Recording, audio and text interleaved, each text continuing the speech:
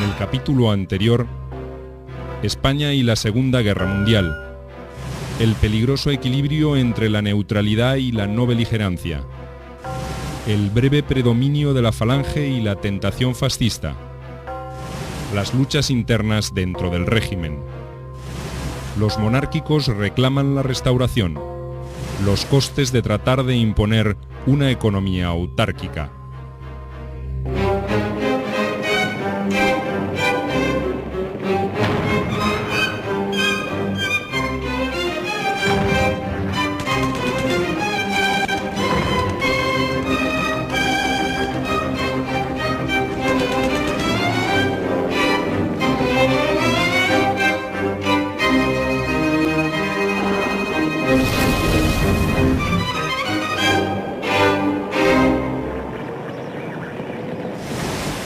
Aislamiento y resistencia.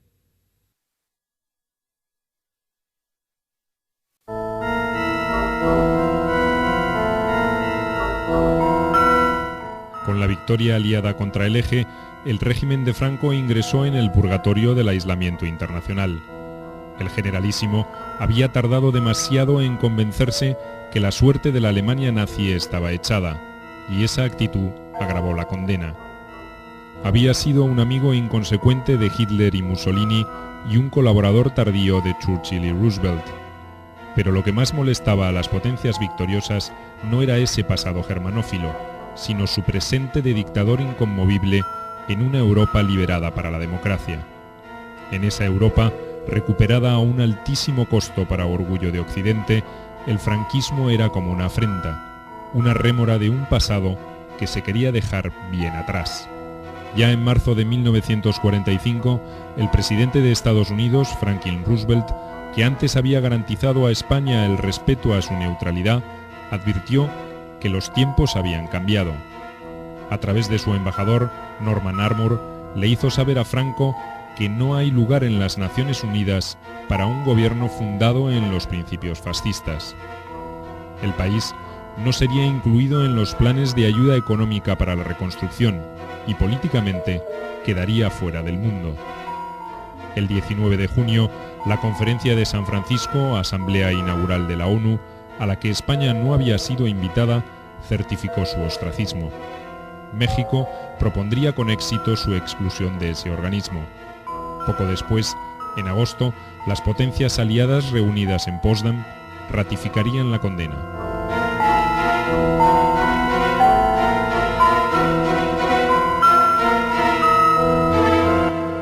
El 12 de abril de 1945 muere Roosevelt, que era uno de los partícipes de la conferencia de Yalta, y su sucesor Truman, que era más enemigo, despreciaba más a Franco que el propio Roosevelt, pero sus consejeros y también Churchill le explicaron el riesgo que había de que si en España se establecía una monarquía que obligadamente sería una monarquía débil, que la desmontaran los comunistas y que en el sur de Europa se crease un Estado comunista, como ocurrió, vuelvo a repetir, con la monarquía rumana y con la monarquía búlgara. Entonces, Truman, tapándose las narices, prefirió la España franquista al riesgo de una España stalinista. Y cuando se celebra la conferencia de Potsdam, que como usted sabe es en el mes de julio, ese mismo año de 1945, los aliados, es decir, Truman y Churchill, acuden a la conferencia dispuestos a no entrar ya en España, a condenar el régimen de Franco ideológicamente de todas maneras, pero no a entrar militarmente en España. El aislamiento que sufre España a partir de 1946, en concreto a partir del 12 de diciembre de 1946, viene determinado por las relaciones internacionales del momento. Por una parte, se está empezando a consolidar lo que se llamaba en aquel momento el Western Bloc, el bloque occidental, compuesto por las naciones no ocupadas por el Ejército Rojo, más Estados Unidos. Este grupo tenía que dar forma a una unidad en torno a un principio positivo. Ese principio positivo era la democracia. Eran naciones que se unían para defender sus libertades. Incorporar a alguien como Franco rompía esa idea. En el invierno de 1946, Panamá pidió a los miembros de la flamante ONU que se hicieran efectivas las sanciones previstas en San Francisco y Potsdam. Pocas semanas después, fue Polonia, ya bajo la órbita de Moscú, la que planteó que Franco era un peligro para la paz mundial. La presión sobre España se incrementó considerablemente con la retirada de embajadores y su marginación de diferentes organismos internacionales. Las restricciones comerciales y financieras acentuarían el oprobio, pero no llegarían al virtual bloqueo que exigía la Unión Soviética. La Unión Soviética está sufriendo presiones de Estados Unidos en Naciones Unidas, en el Consejo de Seguridad, para que libere de presión a los estados que han quedado bajo el control del Ejército Rojo. Y Rusia, a través de su embajador Gromyko, utiliza el tema de España como medida de cambio. Ustedes me obligan a mí a liberar Checoslovaquia o Hungría y en cambio ustedes están protegiendo una dictadura fascista como es la de Franco. Este juego de tensiones es lo que va a llevar finalmente al aislamiento que se proclama con la resolución de 12 de diciembre de 1946. Los soviéticos desplegaban un juego estratégico muy complejo sobre la península ibérica. Apostaban a aislar al franquismo desde afuera mientras financiaban y equipaban movimientos guerrilleros que operaban en su interior. El Kremlin pretendía mantener un foco de inestabilidad en el sur de Europa y eventualmente reeditar la variante republicana en España. Pero por otro lado, enfrentados a la opción, preferían un Franco debilitado a una monarquía resucitada. Los aliados occidentales, en cambio, consideraban aceptable un recambio monárquico hasta que descubrieron que esa alternativa era muy difícil de implantar sin provocar un nuevo conflicto. Además, la incapacidad de los monárquicos para generar las condiciones apropiadas para un cambio político no hizo otra cosa que enfriar el entusiasmo occidental por esa opción. Franco, por su parte, tenía claro que su única posibilidad era la de resistir. A su hermano Nicolás le diría: «Yo no terminaré como Mussolini porque resistiré hasta derramar mi última gota de sangre. Yo no me fugaré como hizo Alfonso XIII». Con los generales y el monárquico Pedro Sainz Rodríguez apelaría al supuesto error del anterior dictador, Miguel Primo de Rivera, de abandonar el gobierno por las presiones. Sobre el particular, Franco dijo: «Don Miguel cometió el error de decir cuando subió al poder que solo iba a estar una temporada hasta arreglar las cosas. Eso es una equivocación. Si se toma el mando hay que recibirlo como si fuese para toda la vida». La advertencia tenía destinatarios internos y externos. Franco no pensaba abandonar el poder tan duramente obtenido sin luchar. Con las potencias occidentales renuentes a provocar un conflicto, la oposición española por sí sola no tenía ninguna posibilidad de conmoverlo. Yo creo que el general Franco aprovechó el horror de la guerra civil, la sangre derramada en los 3 años de la guerra civil, para presentarse ante el país, ante la población y también ante el exterior como el garante de la paz, cualquiera que fuera el coste de esa paz, que siempre parecía preferible a la repetición de los horrores de la guerra. De esta manera, el caudillo de la victoria de 1939, cuando llega el año 45, empieza a dejar paso al caudillo de la paz. Franco es la alternativa al caos. Franco es la alternativa a la repetición de 1936. Y eso fue un factor de propaganda interna, de legitimación interna muy considerable, porque una gran parte del país estaba dispuesta a aceptar cualquier cosa, incluyendo el general Franco como mal menor, antes que arriesgarse a una segunda vuelta de 1936, antes de que arriesgarse a una nueva fase de la guerra civil. El aislamiento internacional le sirvió a Franco para activar los reflejos de una resistencia numantina contra esa agresión de liberales, masones y comunistas, como se encargaría de denunciar la prensa del régimen. Luis Carrero Blanco apuntó mejor y descalificó esa pretensión de intervencionismo de las potencias occidentales que, según él, pretendían cocer gobiernos españoles en Londres. La alusión de quien ya era uno de los principales consejeros de Franco se refería a las reuniones entre monárquicos y republicanos en la capital inglesa. Conspiraban para tratar de encontrar una alternativa al régimen, pero sus negociaciones infructuosas solo servirían para que el franquismo agitara los fantasmas del pasado y para que los gobiernos occidentales advirtieran sus escasas, si no nulas, posibilidades de éxito. Cuando la derrota del Eje ya era evidente, Franco emprendió una supuesta transformación de su régimen para tratar de adecuarlo a la nueva realidad. En julio de 1945 promulgó el Fuero de los Españoles, la tercera de las leyes fundamentales de su gobierno, después de la del Fuero del Trabajo y la Ley de Cortes. Se trataba de una especie de Carta de Derechos Civiles que no modificaba la esencia autoritaria de su régimen, transformado ahora en una democracia orgánica según su propia definición. Casi en paralelo, abrió las puertas a la participación de la dirigencia católica tradicional, una jugada destinada a obtener el apoyo más explícito del Vaticano y de las corrientes políticas europeas afines. En Europa, la democracia cristiana comenzaba a adquirir una importancia considerable y a liderar gobiernos en varios países. En España, los representantes de una tendencia similar se habían agrupado en torno a la Confederación Española de Derechas Autónomas, CEDA, la principal oposición a los partidos de la izquierda durante la República. Franco casi había ignorado a sus representantes durante la Guerra Civil y en los primeros años de su gobierno. Ahora convocaría a Alberto Martín Artajo, el líder de la Acción Católica, para el estratégico Ministerio de Relaciones Exteriores, y al exdiputado de la CEDA, el general Fernández Adreda, para Obras Públicas.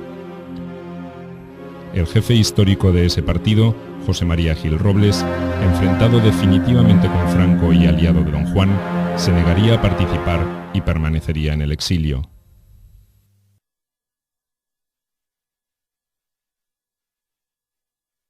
Martín Artajo es católico, es como presidente de la Acción Católica o un altísimo cargo de la Acción Católica, pero es franquista.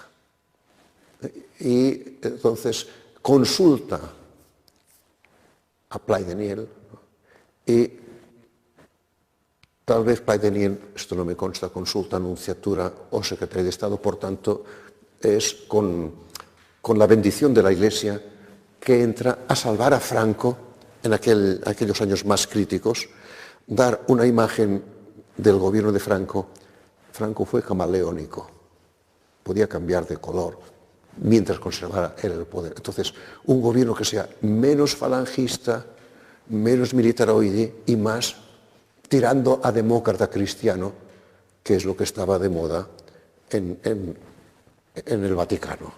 Una democracia cristiana, no la de Gasperi, ¿no? Sino esta democracia manejada por la curia vaticana.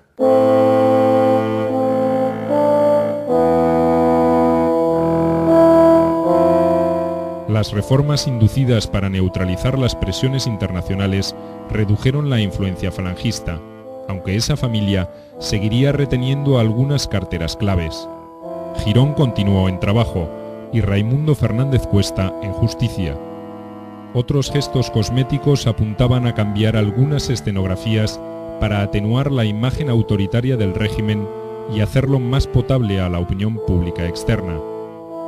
En septiembre se derogó el uso obligatorio del saludo fascista y en octubre se aprobó la ley de referéndum para abrir una vía de consulta directa a los ciudadanos sobre temas de trascendencia nacional.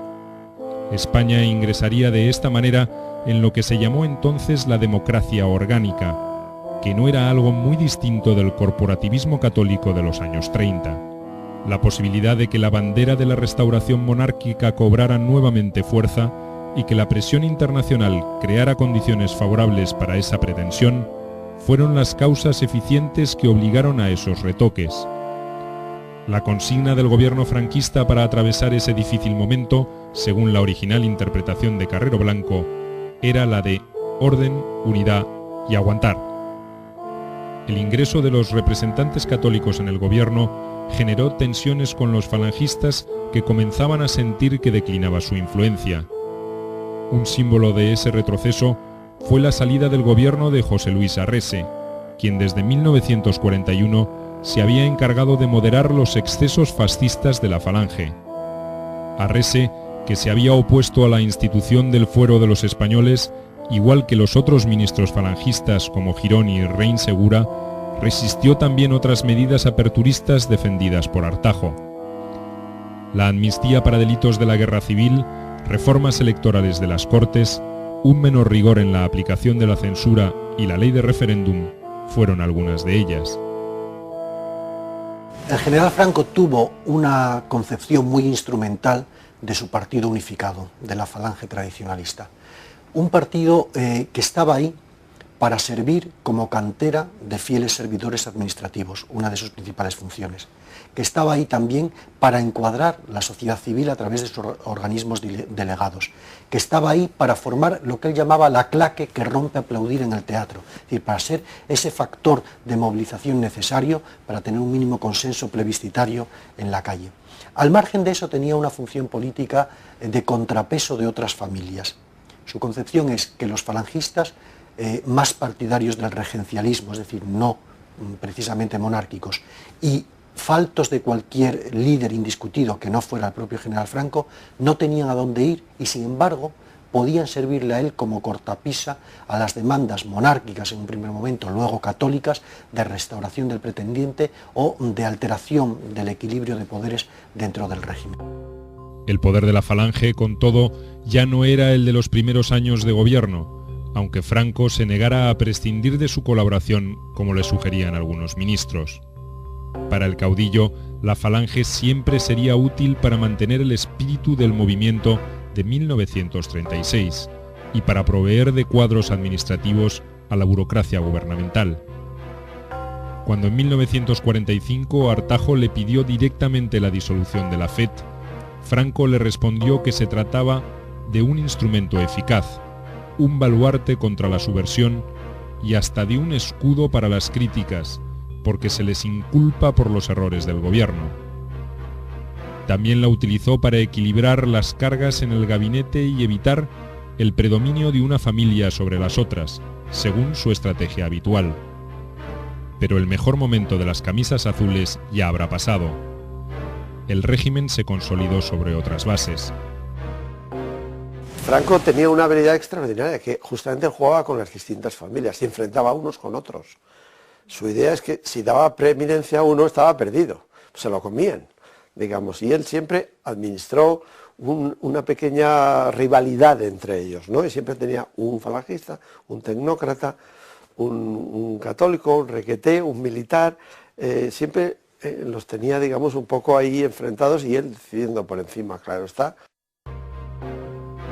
El traslado de Don Juan desde Suiza a Estoril, un elegante suburbio de Lisboa, en febrero de 1946, causó conmoción entre los partidarios de la monarquía. Franco no se opuso a esa residencia, quizá previendo que podría facilitar un acercamiento que utilizaría en su propio beneficio. Pero Don Juan trató de mantener las distancias y no ahorró críticas contra el caudillo. Incluso rechazó con desdén un lujoso automóvil Packard que el gobierno español le ofreció para sus traslados. En octubre de 1945 también había descartado la posibilidad de instalarse en Madrid. «Soy el rey y he de entrar en España solo por la puerta grande», había respondido Don Juan en esa ocasión. Pero tras la llegada a Portugal se desataron los rumores sobre un inminente acuerdo. Esto provocó que 458 figuras destacadas del régimen, entre ellos varios exministros, firmaran una carta de apoyo al pretendiente. Solo lograron enfurecer a Franco, que congeló sus contactos con Don Juan y confinó por un tiempo al general Alfredo Quindelán en las Canarias, acusado de haber organizado ese manifiesto. Por primera vez perdió públicamente su famosa sangre fría. Acusó a los implicados de gentuza de la que había que defenderse y a la que habría que hincar los dientes hasta el alma. No adoptó ninguna sanción adicional, pero su resentimiento contra la aristocracia española perduraría hasta convertirse en un sentimiento mutuo.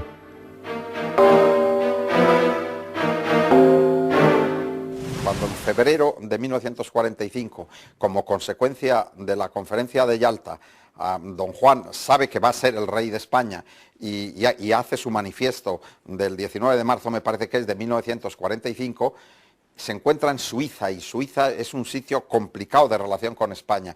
Entonces piensa dónde puede ir y al final acepta lo que le proponen algunos consejeros que se instale en Portugal, porque el dictador de Portugal, Oliveira Salazar, aunque tenía buena relación con Franco, era el gran amigo de los aliados, era el gran amigo de los británicos. Y entonces, en febrero de 1946, don Juan llega a Estoril con la idea de que en pocas semanas iba a entrar en España. Ya no era así. Ya Truman había decidido que no se hiciese la restauración, pero él todavía no lo sabía y además no lo creía.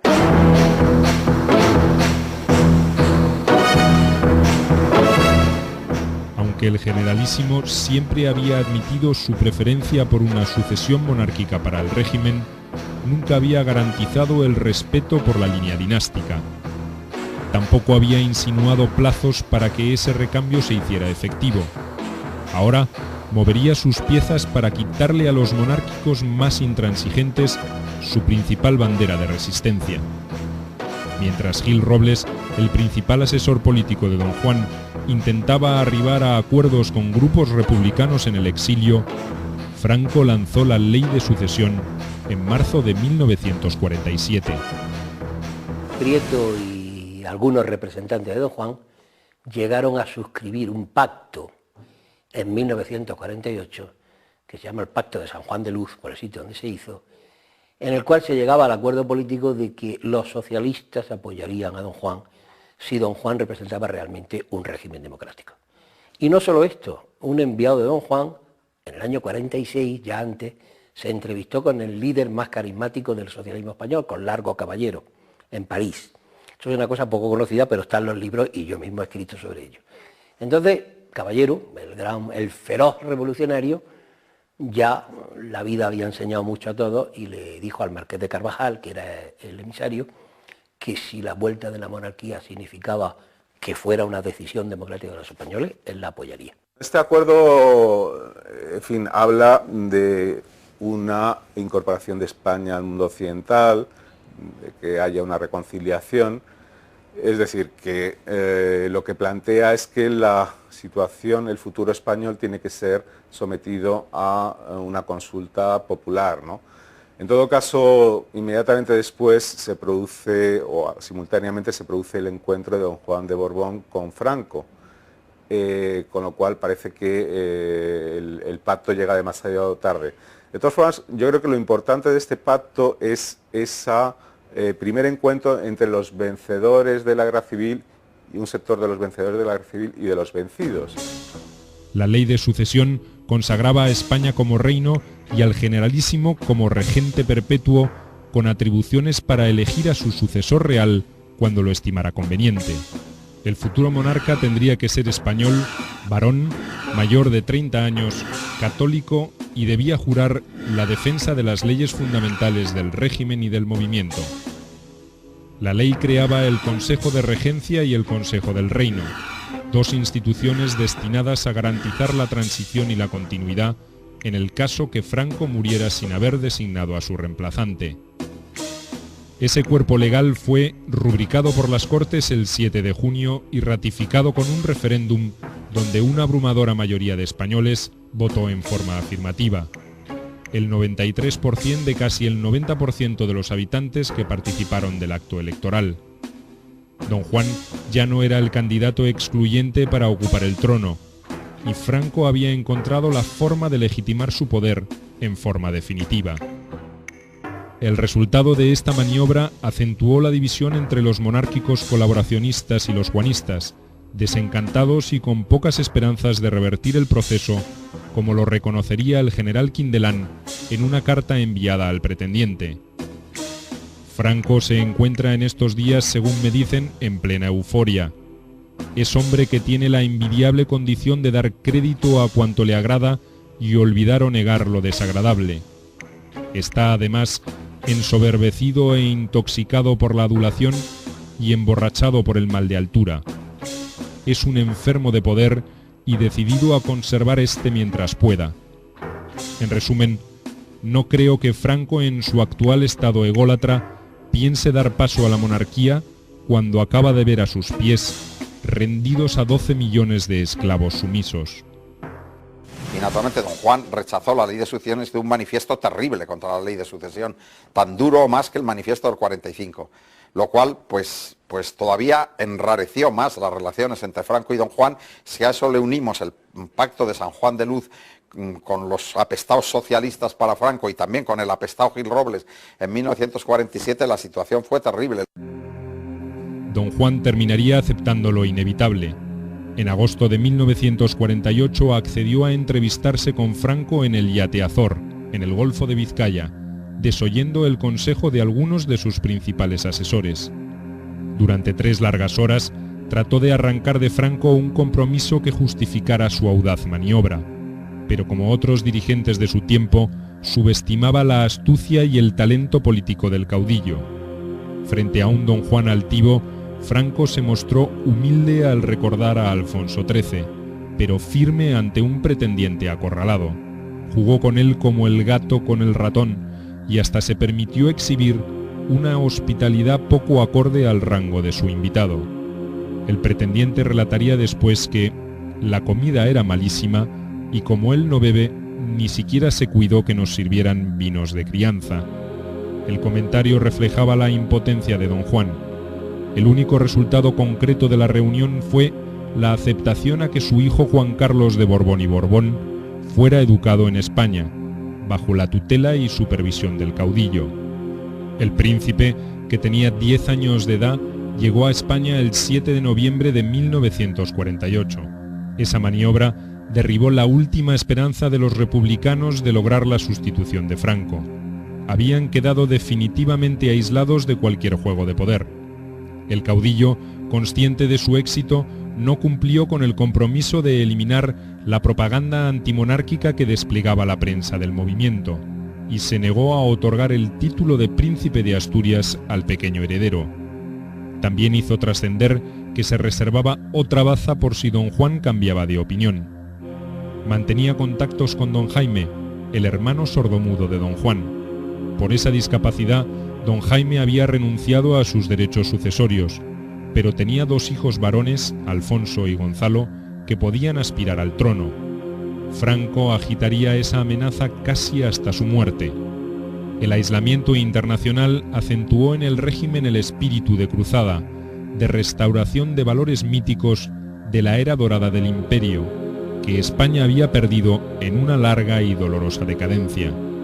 Para los vencedores de la guerra civil se trataba de escribir de nuevo la historia rescatando esos principios que para ellos encarnaban la nacionalidad. Una consigna de la época, por el imperio hacia Dios, ilustraba esa vinculación entre un nacionalismo extremo y un catolicismo militante.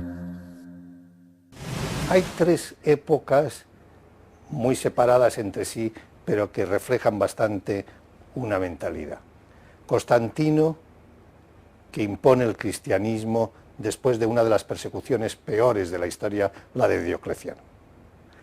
Napoleón, que impone de alguna manera a su ejército republicano anticlerical el catolicismo después de una persecución terrible como la República Francesa, la Revolución Francesa. Y Franco después de la Guerra Civil. No se puede olvidar, esto sigue a esto. La experiencia de Franco, la experiencia de Napoleón, la experiencia de Constantino, un hombre fuerte, un hombre providencial, y la palabra providencial aparece en los 3 contextos, un hombre que vuelve a poner a Dios en su sitio, a la Iglesia en su sitio, viene después de una persecución terrible. Entonces, la Iglesia ha tenido siempre, pues prácticamente hasta el Vaticano II, la idea de que el confesionalismo es bueno. La falta de ideología del franquismo, porque no se sabe cuál tiene, hace que ese hueco sea llenado por la única ideología coherente que había entonces en la derecha, que era el catolicismo. Primero, muy tradicional, que es el que legitima la guerra civil como una cruzada. Esa es la definición oficial. La guerra civil fue una cruzada. Extraño nombre, porque en este caso los moros estaban del lado de Franco. Las cruzadas se hicieron contra los moros. Esto que ahora parece una broma y lo podemos hacer en una conversación, me valió 6 meses de cárcel en el año 70, porque yo en un artículo dije, la guerra civil fue una guerra civil, nada de cruzada. Pero yo creo que el término nacionalcatolicismo refleja una realidad, refleja el hecho de que en el régimen del general Franco el catolicismo integrista, la fe católica en su versión integrista, fue la ideología omnipresente y dominante por encima de muchas otras, incluyendo el fascismo español, a lo largo de toda su duración. Hubo un régimen denominado y reconocido por las autoridades eclesiásticas como católico, un Estado católico, con un gobernante a su frente que fue un católico absolutamente reconocido por el Vaticano, incluso honrado por él con distintas medallas. Por lo tanto, yo creo que se puede decir que existió nacionalcatolicismo, que existió esa simbiosis entre profesión de fe católica y defensa de una España identificada con el régimen. Un clericalismo casi medieval inundó las costumbres y la exaltación de lo español alcanzó extremos absolutos y a menudo insólitos. Un decreto que en 1939 creó el nuevo Consejo Superior de Investigaciones Científicas definía su objetivo como el necesario restablecimiento de la unidad cristiana básica de las ciencias, destruido en el siglo XVIII. La educación primaria y hasta la universitaria estaba enmarcada en esa interpretación dogmática que hizo de España el país más católico y a su vez el más remilgado de Europa, donde los extremos eran demasiado frecuentes. La doble moral ya existía, bueno, es una cosa consustancial con el cristianismo, como sabemos, pero bueno, ya existía antes de la guerra, pero después de la guerra se exacerba la doble moral hasta extremos absolutamente ridículos, ¿no? Por ejemplo, las mujeres, cuando van a la modista, se hacen unas mangas postizas en cualquier vestido, y entonces cuando tienen que ir a la iglesia se ponen esas mangas hasta aquí abajo, hasta la muñeca, y cuando están fuera de la iglesia lucen un poquito más de manga, hasta medio brazo. Pero si van a una zona playera donde no los conozca nadie, y en las playas siempre, en el litoral siempre ha habido más, digamos, más permisividad sexual que en el interior, ahí están las dos Españas siempre enfrentándose, pues entonces incluso se quitan la parte de arriba de la manga para lucir los hombros, ¿no? Es decir, este tipo de cominerías de doble moral se da en muchos estadios de la vida pública española durante esos años. Otra consecuencia directa del aislamiento internacional y de la política económica de autarquía fueron las privaciones que sufrió la población española en la primera década del franquismo. El racionamiento de alimentos se había adoptado después de la Guerra Civil como una medida transitoria, pero se extendió hasta los años 50. El consumo de pan no pasaba de 250 gramos por adulto varón, y el de carne apenas llegaría a los 125 gramos. Pero esa dieta se reduciría en un 20% cuando se trataba de ancianos y mujeres. La necesidad de recurrir a otros alimentos o sucedáneos para aliviar el hambre provocaría en 1941 unas 50.000 muertes por afecciones gastrointestinales. La miseria también favoreció la propagación de enfermedades infecciosas como la tuberculosis, que mató a 26.000 personas entre 1940 y 1942. Como el racionamiento afectaba a todas las clases sociales, pero especialmente a las más bajas, no era de extrañar que muy pronto floreciera el extraperlo, un rentable mercado clandestino de alimentos. Ese mercado negro permitiría a grandes comerciantes enriquecerse aún más a costa del hambre ajeno, o a pequeños contrabandistas sobrevivir con menos privaciones que sus vecinos. En el caso del trigo o del aceite, esas transacciones ilegales casi superarían a las oficiales. Lo que ocurre es que hay una minoría que saca provecho de eso, los que entonces, es decir, el mercado negro digamos en vocabulario internacional, pero aquí se llama extraperlo, ¿no? Entonces los extraperlistas son gente que sacan provecho de ese tipo de cosas, ¿no? Es decir, acaparan alimentos que están racionados, los venden por encima de la marca y se hacen grandes fortunas. Los extraperlistas son personas. Entonces el coche americano grandón de los años 50, aquí en España se llama Aiga, porque el que lo compra, se supone que el que lo compra es un extraperlista prácticamente analfabeto que habla mal y dice el coche más grande, para decir el coche más grande que haya, dice el coche más grande que haiga. El crecimiento vegetativo de la población, que era del 11,4 por mil en 1930, descendió a 0,9 en 1941. y recién en 1948 superaría los límites prebélicos. La tasa de mortalidad, del 16,9 por mil en 1930, se elevaría a un 18,7 también en 1941, con dolorosos picos en el caso de los niños. A mediados de 1941, Carrero Blanco informaba a Franco que había zonas de hambre en el país, especialmente en Andalucía, Extremadura, Castilla-La Nueva y en el litoral mediterráneo. Hoy, el alimento de la gran masa obrera tiene que limitarse a una taza de malta sin azúcar como desayuno, un plato de habas cocidas al mediodía y una cosa parecida por la noche, según el descarnado informe del subsecretario de la Presidencia. Ahí vienen unos años que son años terribles, años en que vuelven a haber una cosa, hay una palabra en castellano terrible que es redrojo, el niño que crece falto de leche y falto de vitaminas y por lo tanto no se desarrolla, ¿no? Bueno, pues en esos años, cuando vemos las fotografías que son patéticas, vemos que hay niños redrojos, vemos que hay hambre física muchísima, sobre todo en los años del hambre, en el año 45, que fue una cosecha ciega, ¿no? A esa condición miserable de sectores campesino y obrero especialmente, aunque también lo sintió la empobrecida clase media, había que agregar condiciones laborales de dureza inusual en el contexto europeo. La Ley de Reglamentaciones del Trabajo de 1942 determinó que el Ministerio del Ramo era quien dictaba el encuadre legal de esa actividad.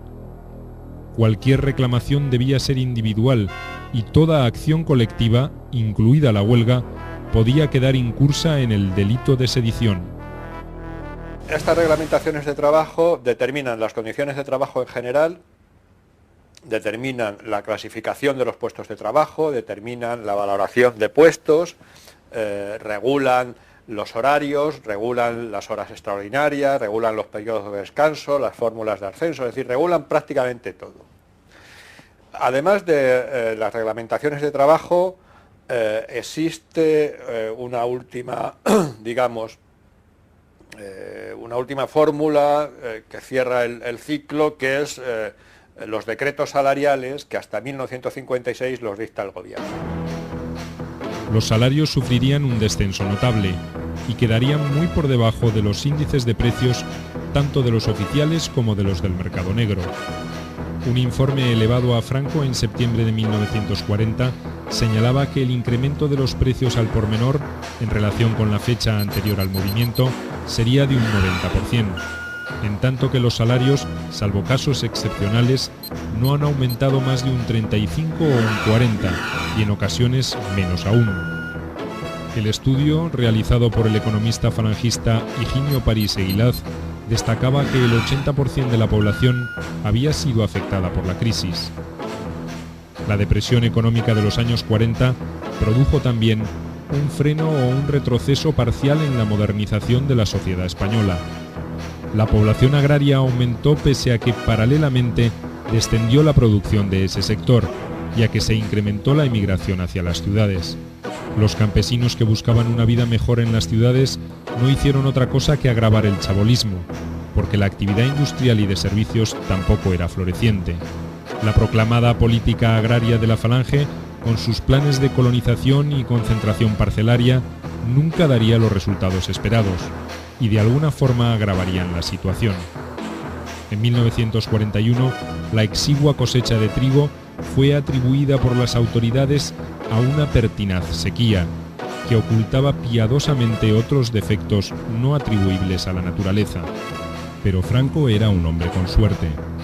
La Argentina fue uno de los pocos países que no adhirió a la decisión de la ONU de romper relaciones con España. Y en 1946, Juan Domingo Perón ganó las elecciones. Perón, enfrentado a la política continental de Estados Unidos y admirador del caudillo, ofreció incrementar las exportaciones de carne y cereales a la península. En octubre de 1946 se firmó un acuerdo por el que la Argentina se comprometía a vender a crédito 400.000 toneladas de trigo, 20.000 toneladas de carne congelada y otros productos como maíz, huevos y aceite. eran alimentos vitales para una población hambrienta y su importancia puede medirse fácilmente. En 1948, las importaciones desde el país latinoamericano representaron el 25% de todo el comercio español con el mundo. Esa relación le otorgaría también a Franco un éxito diplomático y mediático. En junio de 1947 llegó a esa España aislada y sufriente la primera dama argentina, la mítica Eva Perón. Evita tenía 28 años y su belleza y carisma cautivaron a los españoles. Envuelta en pieles, a pesar del calor del verano madrileño, fue una aparición radiante en un país agobiado por la miseria. El caudillo aprovechó muy bien esa visita para demostrar a sus compatriotas que no estaban solos, y el aparato de prensa del régimen le otorgó una gran trascendencia al apoyo y los elogios que Evita prodigó a su gobierno. La ayuda argentina fue como un balón de oxígeno para el régimen cuando el aislamiento internacional hacía presumir para los sufridos españoles una tragedia aún mayor que la que habían atravesado.